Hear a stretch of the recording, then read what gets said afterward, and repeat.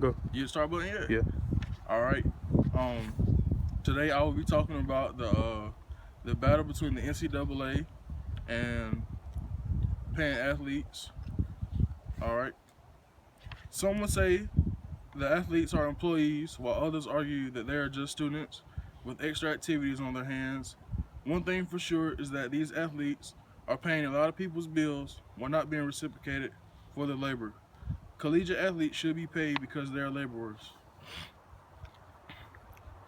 The NCAA is a multi-billion-dollar industry, so why not pay the individuals fueling it? Jay Ballas. An athlete playing will receive a scholarship, whether it's a full ride that will cover the cost of tuition, books, and room and board, or a partial scholarship that will only cover some of the expenses. Universities recruit them to operate within the NCAA rules, a fully commercialized, multi-billion-dollar industry that regulates players to the point of exploitation. Some athletes do not have the money laying around to eat after the school dining room closes, and a lot go to bed hungry. In 2014, the NCAA basketball tournament for men's generated $1.5 billion, and the players see less to none of the money that they made.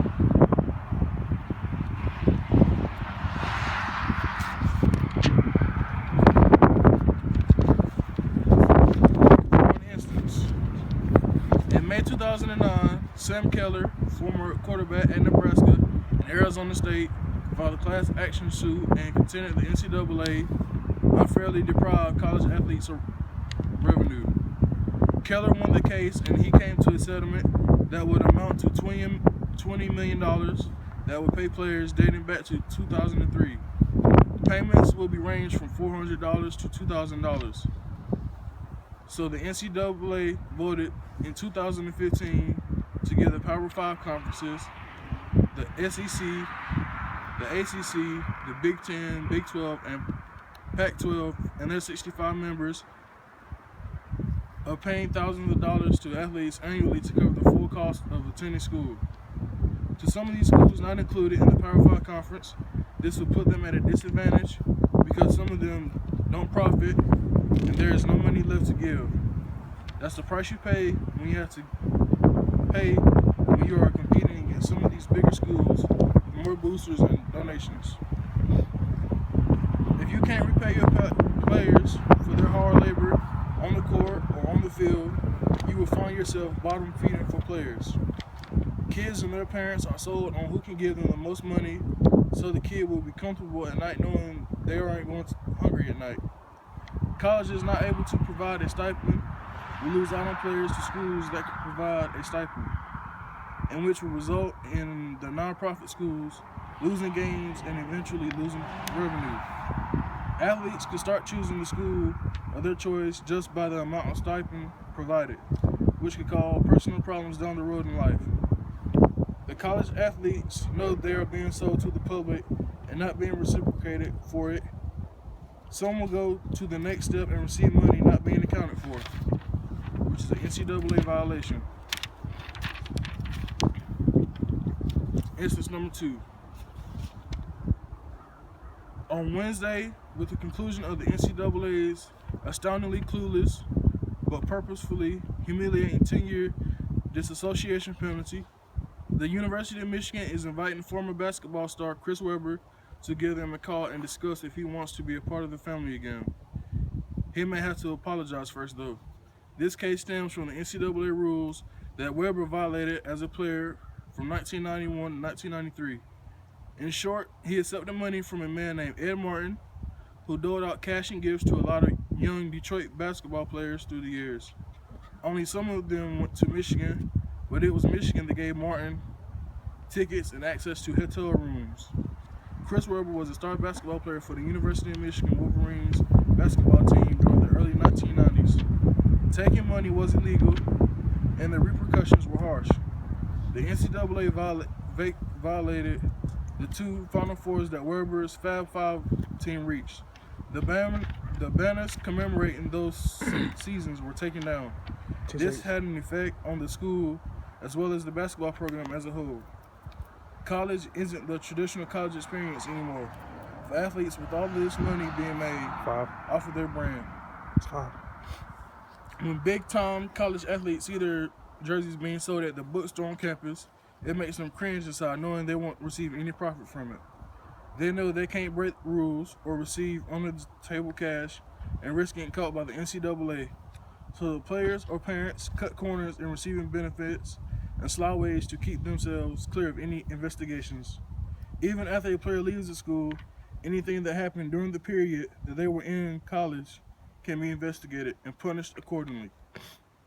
An 8-month Yahoo Sports investigation has revealed that Heisman Trophy winning running back Reggie Bush and his family appear to have accepted financial benefits worth more than $100,000 from marketing agents while Bush was playing at the University of Southern California. The national championship that he won while playing football at the University of Southern California was rescinded, as well as his Heisman Trophy. The investigation didn't start until after Bush was drafted into the NFL, and they still reprimanded the program for his mistakes. There is no overseas football league allowing amateurs to come over and play, but for basketball, that is not the case. Basketball players have the option to make money as soon as graduation. LeBron James hit the jackpot coming out of high school and signed a multi-year deal with Upper Deck Trading Cards, and hours later, inked a 7-year shoe contract with Nike. The 7-year shoe deal is worth more than $90 million, and James will receive $1 million a year for 5 years for his image on trading cards. Today, there is a rule that keeps basketball players from entering the draft until they are 1 year removed from their graduating class. Football players don't have that option because of a rule that keeps them from going professional 3 years after their graduation date. The 3-year rule forces players to play college football. A lot more basketball players will take the route of going overseas and playing for 1 year and take the money immediately to avoid the strict rules regarding accepting funds. In 2014, the University of Georgia football program took a hit. Todd Gurley, a native of Tarboro, North Carolina, had been suspended for signing memorabilia. Georgia officials appealed the ruling earlier this week after the NCAA had said that Gurley would have to sit out 30% of his team's competition for 4 games for accepting $3,000 to autograph memorabilia for multiple dealers over the past 2 years. At the time, Gurley was the leading individual in the Heisman race, and his team was number 1 in their conference. Gurley's incident is just a fraction of incidents involving a player signing merchandise in return for money over the years. If it was possible so that they could have jobs, play ball, and go to school, many of them would, but there's not enough time in the day. An early team lifting session at 5 or 6 in the morning, followed by classes before noon, then team meetings and practice in the evening. Being punished for such things as being late at dirty room or something as simple as not following team rule could have them revoked of their scholarship, even going as far as monitoring a player's social media accounts. That sounds like a job in corporate America, where a salary is being paid with benefits.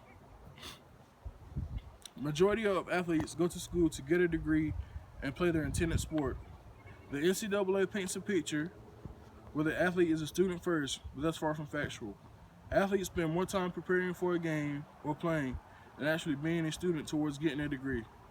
Athletes are persuaded by academic counselors to take light courses that will work around their football schedule or sports schedule. Academic counselors are supposed to be there to steer the athlete down the right academic path so they can be successful on and off the playing field. The NCAA's marketing comes in exchange for a scholarship, incidental to the industry, and it requires far more time spent playing a major sport than studying for class. That is putting the student at a great disservice if the student doesn't intend on going professional in their sport. When these incidents happen, it allows everyone to come to a conclusion. The schools only value the individual's talent athletically, not academically, which obliterates the NCAA's perception of the student athlete. Bro, you was at 10 minutes. You was at 10 minutes. I'm at 10 minutes? Bro, you about to be 10 minutes.